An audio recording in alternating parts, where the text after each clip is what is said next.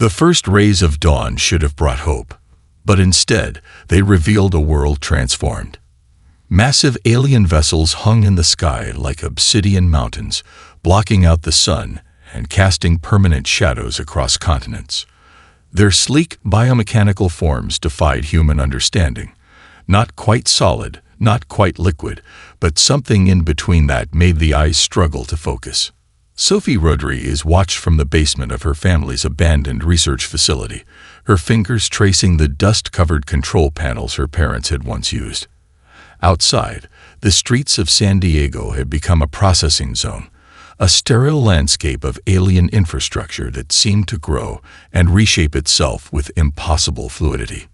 The invasion had not been a moment of sudden violence, but a calculated, methodical occupation. The Zorn Collective arrived with a precision that suggested centuries of planned conquest. Their first actions were not of destruction, but of clinical assessment. Massive scanning devices swept through cities, categorizing human populations with the same detachment one might use to sort laboratory specimens. Neighborhoods transformed overnight. Residential blocks became structured zones of controlled movement. Humans were sorted into distinct categories: skilled laborers, research subjects, resource management personnel. The Zorn's approach was neither cruel nor compassionate, simply efficient. They view humanity as a newly discovered resource to be managed, studied, and ultimately integrated into their galactic infrastructure. Communication towers sprouted like metallic trees, emitting frequencies that disrupted most electronic systems. Traditional communication networks collapsed within hours of the initial invasion. Cell phones became paperweights, internet connections vanished, and radio signals turned to static. The Zorn controlled information with absolute precision. Sophie's background in environmental systems engineering gave her a unique perspective. Where others saw chaos, she observed a meticulously designed ecological transformation. The alien technology didn't just occupy space, it reshaped it. Buildings were slowly reconfigured, streets realigned, entire urban landscapes morphed to suit the Zorn's precise requirements. In the processing centers, humans underwent comprehensive assessments, genetic scans, cognitive evaluations, physical capability tests. Nothing was left to chance. Those with specific skills were quickly identified and separated. Engineers, scientists, medical professionals, and skilled technicians found themselves in specialized work zones, their expertise carefully cataloged and directed. The resistance, if it could be called that in these early days, was more about survival than rebellion. Small groups began to understand the Zorn's systematic approach. They noticed patterns in the alien surveillance, discovered momentary gaps in their monitoring systems, and started to build underground networks of communication and support. Food distribution became a controlled process. Nutrient stations replaced traditional grocery stores, dispensing precisely calculated meals that met human nutritional requirements. No more, no less. The Zorn's efficiency was both impressive and terrifying. They knew exactly how to keep the human population healthy, productive, and completely under control. Sophie discovered her first opportunity for resistance in the most mundane of places: a small miscalibration in a scanning device, a momentary frequency disruption that lasted less than 3 seconds. It was nothing to the Zorn, but to her, it represented something profound. No system was perfect. No occupation was absolute. The world outside continued its transformation. Alien transportation networks began to replace human infrastructure. Sleek, gravity-defying vehicles moved along newly constructed pathways that seemed to pulse with an inner light. The very ground beneath human feet was being slowly, methodically changed. Yet beneath this seemingly complete control, something fundamental remained unbroken. In the eyes of workers, in whispered conversations, in the subtle acts of human connection that occurred even under strict surveillance, hope continued to flicker. The Zorn might control the physical landscape, but they had yet to understand the true nature of human resilience. As night fell, The alien vessels continued to hover, their surfaces reflecting the remaining city lights in patterns that seemed to mock human comprehension. Sophie knew that somewhere, in basements, hidden rooms, and forgotten corners, the true story of human survival was just beginning to take shape. The occupation was complete, or so the Zorn believed. The processing center hummed with an eerie mechanical rhythm. Rows of workstations stretched beneath towering alien monitoring systems, their crystalline surfaces shifting with holographic data streams. Michael Chen stood among hundreds of other human workers, his hands moving with practiced precision as he assembled components for alien machinery. Nobody knew exactly what they were building. The Zorn's work assignments came with clinical precision, breaking complex tasks into microscopic segments. Each worker understood only their specific, isolated part of the process. It was a deliberate strategy to prevent comprehensive understanding. But Michael had been a high school science teacher before the invasion.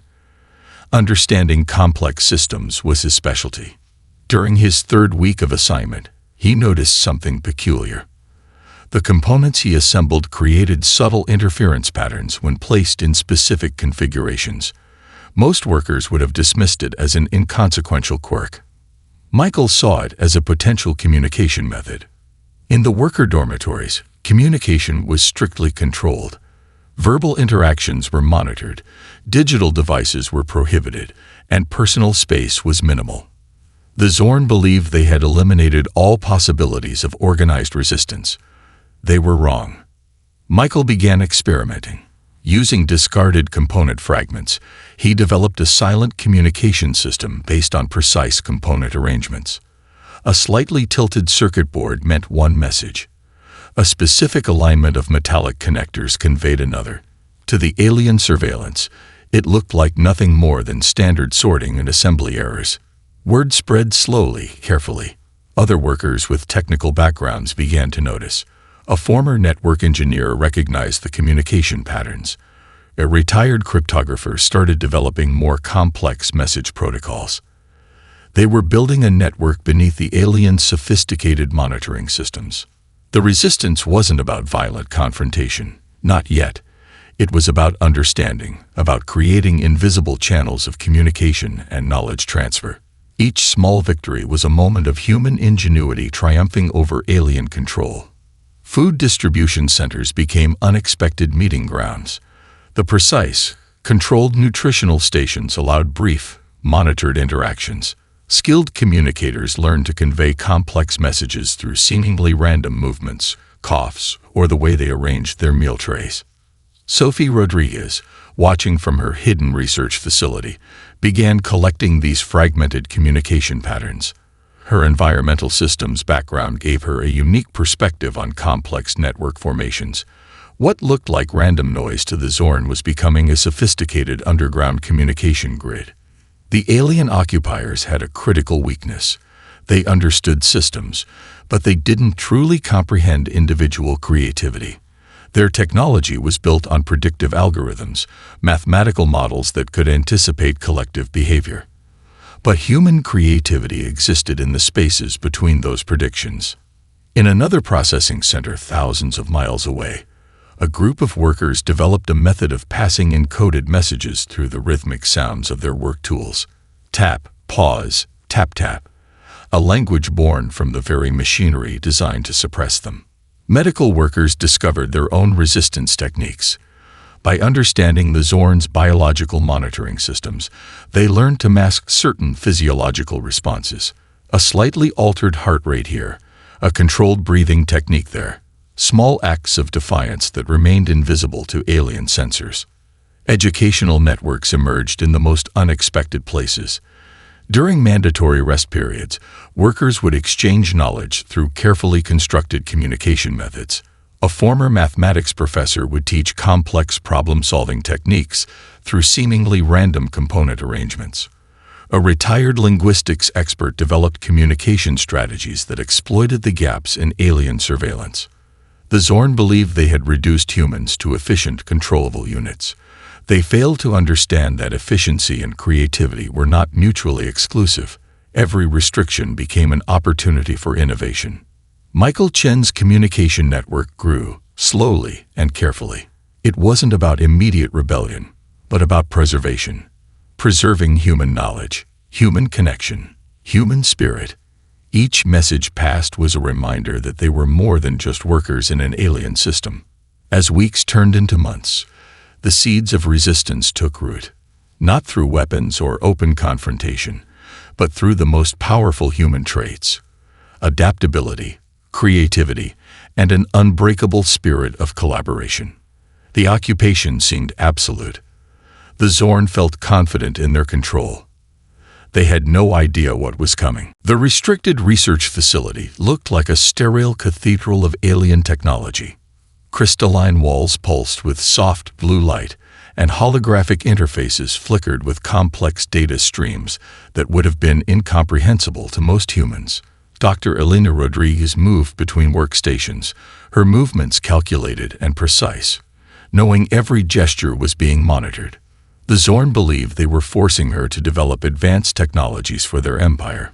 In reality, she was unraveling the fundamental weaknesses of their quantum communication systems. Quantum mechanics had always been her passion. Before the invasion, she'd been working on groundbreaking research at a leading international research center. Now, she was using her captivity as the ultimate opportunity to understand an entirely alien technological framework. The Zorn's quantum communication network was a marvel of engineering. Instantaneous data transfer across vast distances, information encoded in quantum states that seemed to defy traditional understanding of physics. To most, it would appear incomprehensible. To Elena, it was a puzzle waiting to be solved. Her first breakthrough came from an unexpected observation. The alien quantum systems, for all their complexity, followed predictable mathematical patterns. They were efficient, but rigid. Each quantum state was precisely controlled, leaving no room for the kind of probabilistic uncertainty that characterized human cognitive processes. She began documenting her findings in a way that would escape alien detection. Notes hidden in the quantum noise of their own systems, mathematical proofs embedded in the background radiation of their communication networks. Small fragments of understanding, carefully concealed. The research team assigned to her believed they were making progress on quantum communication amplification. In truth, Elena was dismantling the very foundations of their technological superiority. Human neural networks, she discovered, possessed a quantum flexibility that the Zorn's technology could not comprehend. Where alien systems demanded precise, predictable states, human cognition thrived in uncertainty. Each moment of creativity, each unexpected thought, was a quantum event that defied standard computational models.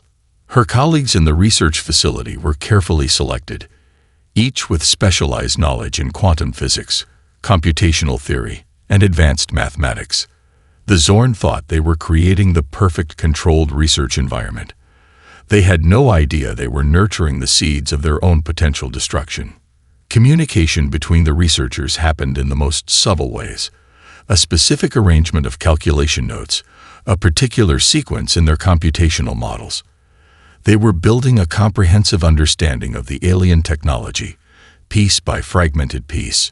The breakthrough came during a routine system calibration. Elena noticed a microscopic inconsistency in the quantum entanglement protocols. Most researchers would have overlooked it. To her, it was like finding a hidden door in a supposedly impenetrable wall. She realized the Zorn's quantum communication system had a fundamental limitation. Their technology assumed a universal constancy, that information could be transmitted with absolute precision. But quantum mechanics, at its core, was about probability and uncertainty. Human creativity existed in those uncertain spaces.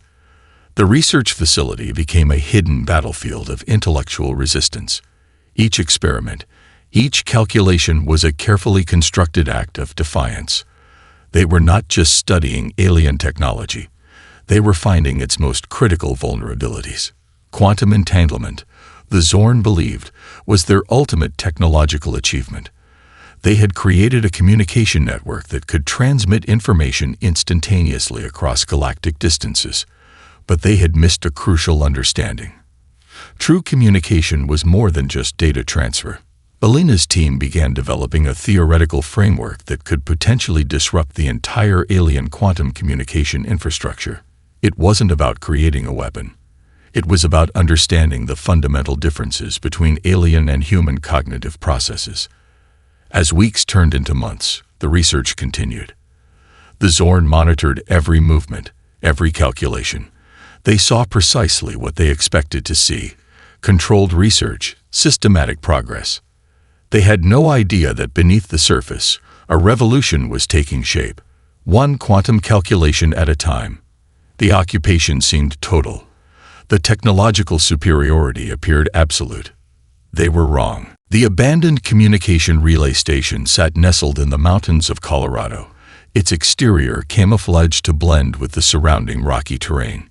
Inside, a network of human resistance fighters worked with surgical precision, transforming the old facility into a hub of technological insurgency. Marcus Chen stood at the central command console, his fingers moving across a sophisticated array of modified alien and human technologies. Once a systems analyst for a global tech corporation, he now led the most critical technological resistance operation against the Zorn Collective. Dr. Elena Rodriguez's quantum research had provided them with a roadmap.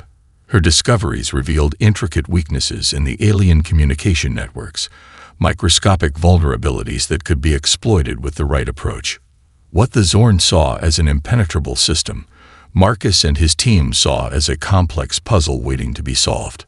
The Resistance had developed a series of quantum disruptive algorithms that could create momentary gaps in the alien surveillance systems. These weren't massive, dramatic breaches, but precise, calculated interruptions that would be almost imperceptible to the Zorn's monitoring technologies. Their first major operation targeted a regional Zorn communication hub. The plan was elegant in its simplicity. Instead of attempting to destroy the facility, they would introduce microscopic uncertainties into its quantum communication protocols. Like introducing a single grain of sand into a precision machine, these small disruptions would gradually erode the system's effectiveness.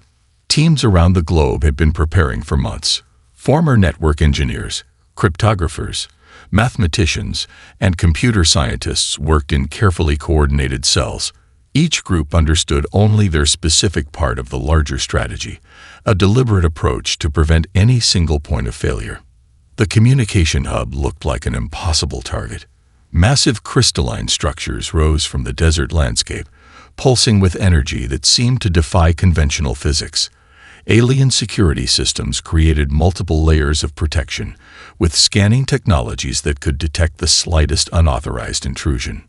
But human creativity thrived in the spaces between technological certainties. Marcus's team had developed a series of quantum-encoded transmission methods that could slip through the alien monitoring systems. Each transmission was a carefully constructed puzzle, appearing as nothing more than random quantum noise to the Zorn's detection algorithms. As the operation began, Resistance members in various processing centers started introducing subtle disruptions. A slightly altered frequency here, a microscopic delay there. To the alien systems, these appeared to be inconsequential irregularities. But each disruption was a carefully planned assault on the Zorn's technological infrastructure. The communication hub began to experience inexplicable micro-failures. Transmission rates dropped by fractions of a percentage. Quantum entanglement protocols showed momentary inconsistencies. Nothing dramatic enough to trigger a full system alert, but sufficient to create growing uncertainty. Elena's research had revealed a critical insight. The Zorn's technological superiority was built on an assumption of absolute predictability. Their systems were designed to function with mathematical precision, leaving no room for the kind of adaptive uncertainty that characterized human innovation. Each Resistance member became a weapon of technological insurgency. Workers in alien processing centers introduced microscopic disruptions into their assigned tasks. Researchers embedded subtle inconsistencies into their scientific protocols. Every interaction became an opportunity for resistance. The Zorn began to notice something was wrong. Their monitoring systems showed increasing levels of unexplained quantum instability. Transmission errors started to accumulate, creating growing gaps in their once perfect communication network. What made the resistance truly powerful was its decentralized nature. There was no single point of leadership, no central command that could be targeted and eliminated.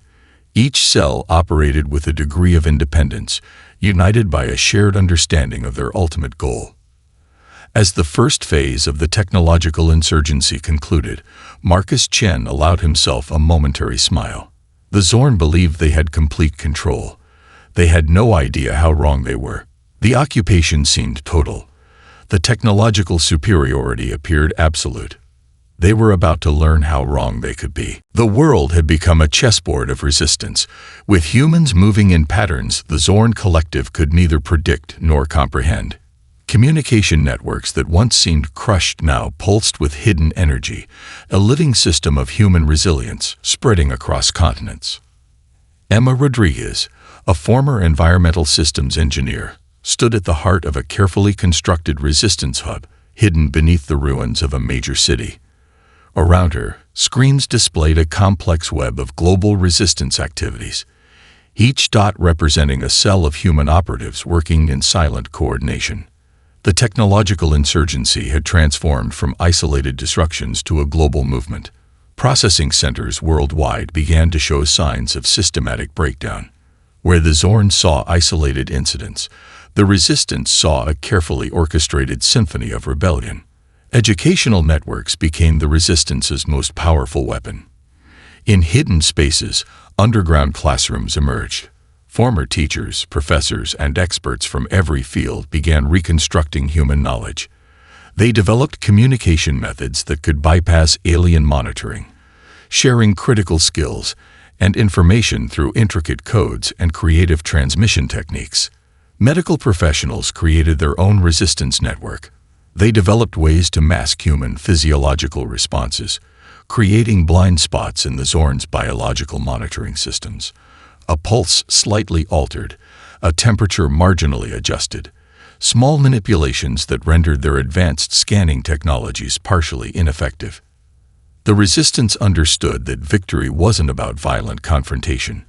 It was about proving human adaptability, about showing that no system of control was absolute. Marcus Chen's technological strategies, combined with scientific insights from Dr. Elena Rodriguez's research team, created a multi-layered approach to resistance. They transformed every human interaction into a potential point of strategic advantage. Workers in processing centers became invisible agents of disruption, introducing microscopic inconsistencies that gradually eroded the alien control systems.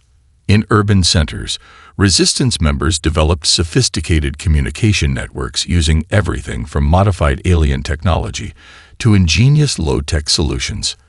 A specific arrangement of laundry on a clothesline could communicate complex messages. The rhythm of work tools became a coded language. Even the way people moved through controlled spaces became a form of silent communication. The Zorn's greatest weakness was their inability to understand individual human creativity. Their systems were built on predictive algorithms that could anticipate collective behavior, but failed completely when confronted with truly unpredictable individual actions. Global coordination happened through methods the aliens could never detect. Mathematical sequences embedded in seemingly random data streams. Quantum communication techniques developed from Elena's research. Each transmission was a puzzle, each message a work of collaborative art. Agricultural workers developed techniques to modify crop growth in ways that disrupted alien resource management. Engineers found ways to introduce microscopic inefficiencies into alien infrastructure. Every human became a potential point of resistance. The psychological impact was equally significant. The resistance wasn't just fighting. They were rebuilding human identity. Educational networks shared historical knowledge, scientific understanding, and cultural heritage that the Zorn had attempted to suppress. Each shared lesson was an act of defiance. Communication between resistance cells became increasingly sophisticated. They developed a living, breathing network that could rapidly adapt, with no central point of vulnerability. Information flowed like water, finding paths around obstacles, changing form to survive. As months passed, the Zorn began to notice something fundamentally wrong with their occupation. Processing centers showed increasing levels of unexpected behavior. Communication networks developed inexplicable inconsistencies. Their perfect, mathematically precise control was developing microscopic cracks. Emma watched the global map of resistance activities, seeing the intricate patterns of human resilience. Each dot represented not just a point of resistance, but a beacon of hope. Humanity was no longer just surviving. They were preparing to reclaim their world. The occupation seemed total. The control appeared absolute. They had no idea what was coming. #The ultimate human victory over alien overlords. Part 6. Psychological warfare. The war for human survival had transcended physical battles. Psychological warfare became the most potent weapon in humanity's arsenal, a strategy that targeted the very core of the Zorn Collective's understanding of resistance. Dr. Michael Chen, a former psychology professor, stood before a carefully assembled team of experts in communication, cultural studies, and cognitive science. Their mission was more complex than any military operation. They would systematically dismantle the Zorn's perception of human capability. The first phase involved exposing the fundamental weaknesses in the alien occupation's psychological framework. The Zorn viewed humans as a resource to be managed, a species to be controlled through precise technological and social mechanisms. They failed to understand the depth of human resilience, creativity, and adaptability. Communication became their primary weapon. The resistance developed sophisticated methods of broadcasting carefully constructed messages that would penetrate alien monitoring systems. These weren't traditional propaganda, but intricate psychological constructs designed to introduce doubt into the Zorn's understanding of human nature. Historical records became a powerful tool. By sharing stories of human survival through previous challenging periods, tales of resilience from world wars, natural disasters, and complex social transformations, they demonstrated the species' ability to adapt and overcome seemingly insurmountable challenges. Scientific teams worked to develop communication strategies that would be incomprehensible to the alien monitoring systems. They created message layers that would appear as random noise to alien sensors, but contained complex psychological triggers for human recipients. The psychological warfare extended to the processing centers where humans were forced to work. Small acts of creative resistance began to spread. Workers would introduce subtle inefficiencies that couldn't be traced to intentional sabotage. They would complete tasks with a level of creativity that defied the Zorn's rigid computational models. One of the most effective strategies involved challenging the aliens' understanding of human motivation. The Zorn viewed efficiency and productivity as the ultimate goals. Humans demonstrated that creativity, personal connection, and collective growth were far more powerful driving forces. Educational networks became invisible battlegrounds. Underground classes taught not just practical skills, but the art of psychological resilience. Students learned how to maintain hope, how to communicate in ways that preserved human dignity, how to resist through creativity and intelligence. The resistance discovered a critical vulnerability in the Zorn psychological monitoring systems. The aliens understood collective behavior, but completely misunderstood individual human motivation. Each act of resistance that didn't fit their predictive models created growing uncertainty. Cultural preservation became a form of psychological warfare. Artists, musicians, and writers found ways to share human creativity through seemingly innocuous channels. Every poem, every piece of music, every artistic expression became a form of resistance, introducing elements of human experience that the Zorn could not categorize or control. Marcus Chen's technological insights combined with psychological strategies to create complex communication networks. They developed transmission methods that would appear as random quantum noise to alien sensors, but contained layers of human communication and cultural preservation. The psychological impact began to show. Zorn monitoring systems started to show increasing levels of uncertainty. Their predictive algorithms began to fail more frequently. What they believed was a perfectly controlled human population was actually a living, breathing network of resistance. Medical professionals developed techniques to mask physiological responses, creating blind spots in the Zorn's biological monitoring systems. A heartbeat slightly altered, a stress response marginally modified. Small manipulations that rendered their advanced scanning technologies increasingly ineffective. As the psychological warfare intensified, the Zorn began to experience something they had never encountered before: genuine uncertainty. Their entire system of galactic control was built on the ability to predict and manage populations. Humans were introducing an element of chaos they could not comprehend. Dr. Michael Chen watched the developing strategy with a sense of quiet satisfaction.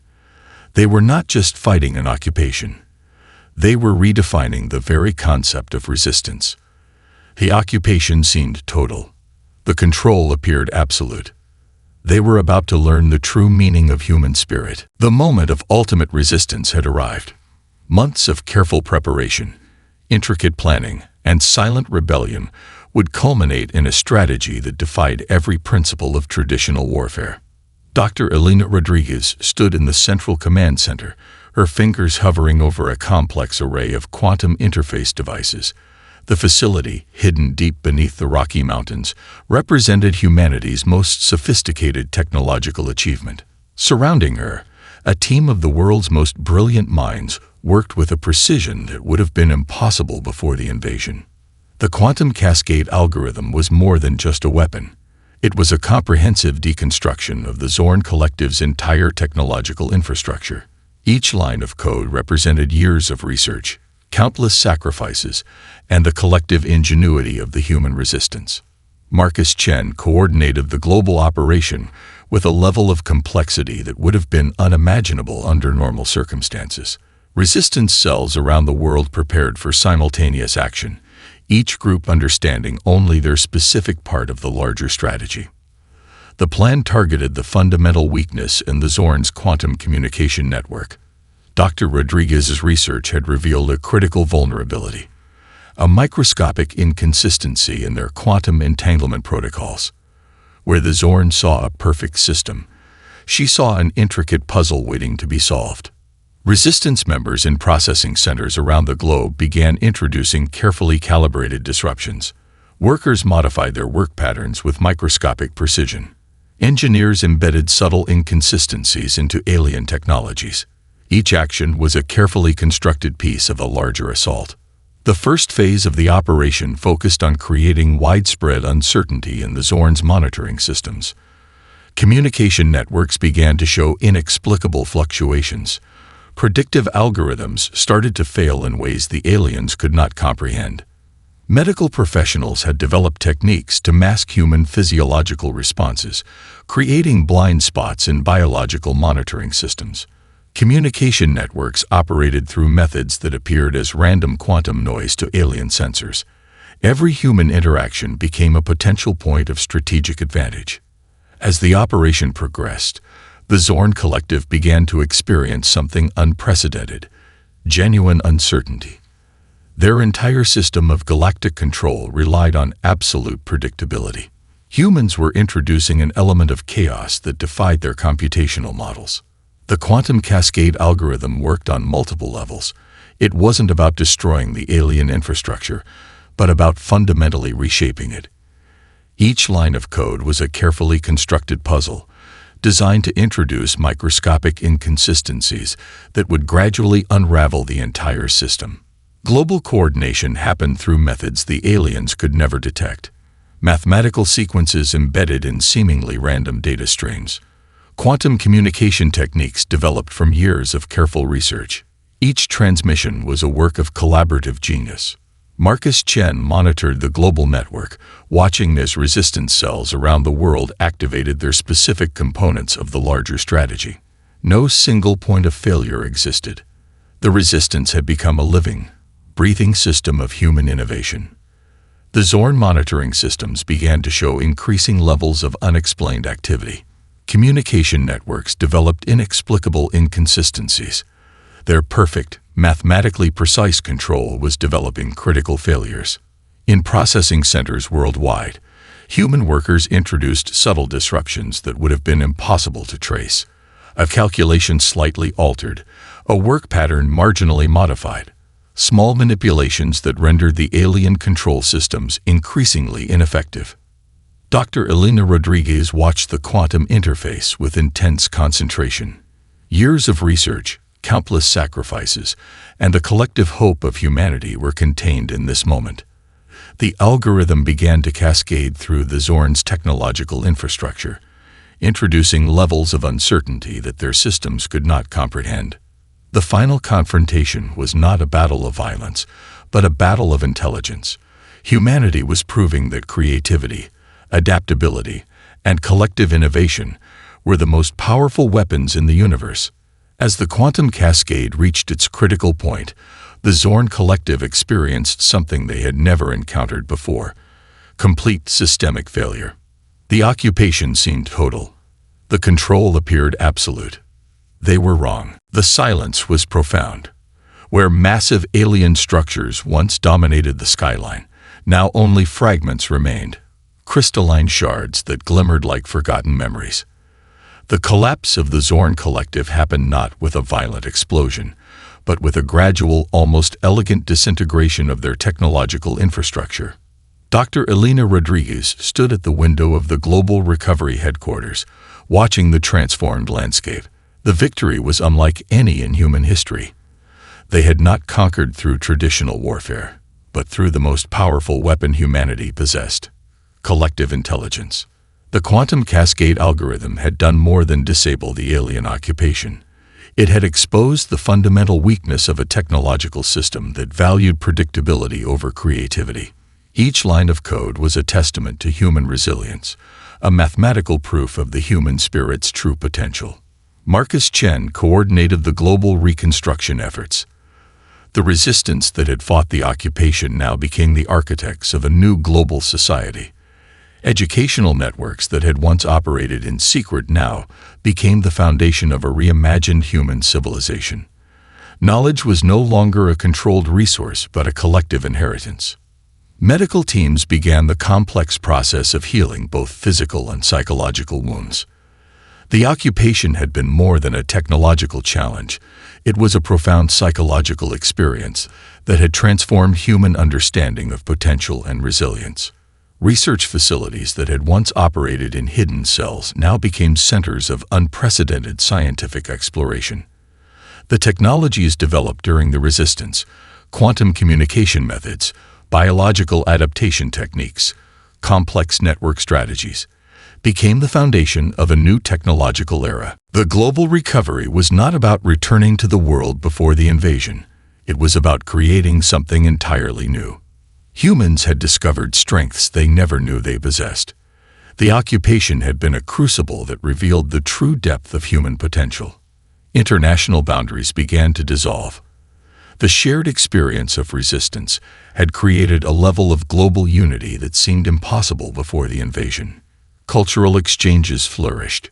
The underground communication networks that had sustained the resistance transformed into platforms of global collaboration. Scientific breakthroughs emerged at an unprecedented rate. The quantum technologies developed to resist the Zorn became the foundation of new fields of research. Medical advances, communication technologies, environmental solutions, all benefited from the innovative approaches developed during the occupation. Educational systems were completely reimagined. The underground learning networks that had preserved human knowledge became models for a new approach to education.